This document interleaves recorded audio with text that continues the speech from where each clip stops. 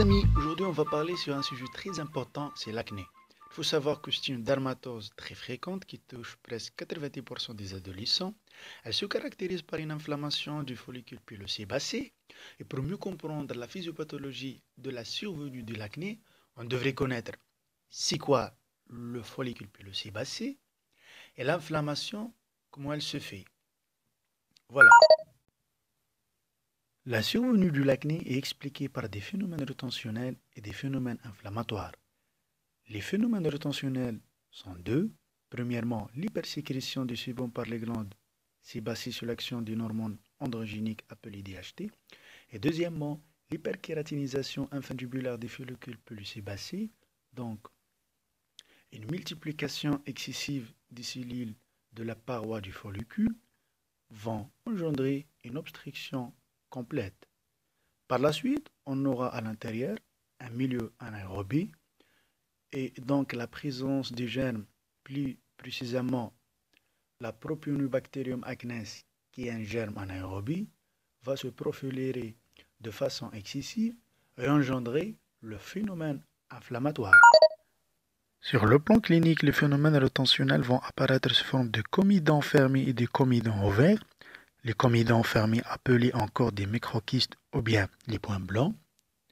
Et les comedons ouverts sont des points noirs qui sont reconnus par tout le monde.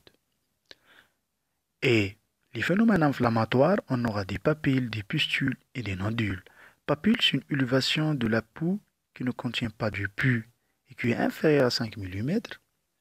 Pustule, c'est une papille qui contient du pus. Des nodules, qui sont des lésions plus graves, et c'est une élévation de la peau qui est supérieure à 5 mm.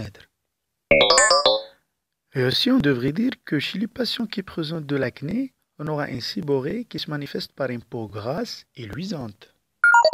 Maintenant, on arrive à la partie traitement.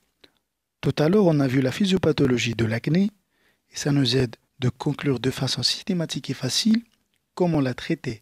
Premièrement, réduire la séborrhée. Deuxièmement, supprimer la rétention sébacée, donc enlever l'obstacle qui est dû à l'hyperkératinisation infundibulaire du follicule pileux sébacé.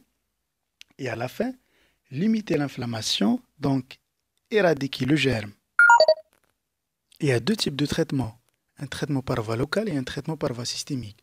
Le traitement par voie locale est destiné pour l'acné retentionnel ou bien une acné inflammatoire légère qui est basée sur les rétinoïdes topiques, le peroxyde de benzoïle et les antibiotiques locaux. Les rétinoïdes topiques qui sont des comédolytiques, donc on les prescrit souvent en cas de lésion retentionnelle, à savoir les points blancs et les points noirs. On a aussi le peroxyde de benzoïle qui a une action le plus souvent anti-inflammatoire, mais aussi il a une action comédolytique. À la fin, on a les antibiotiques locaux qui ont une action anti-inflammatoire par la destruction du germe Propionibacterium acnes.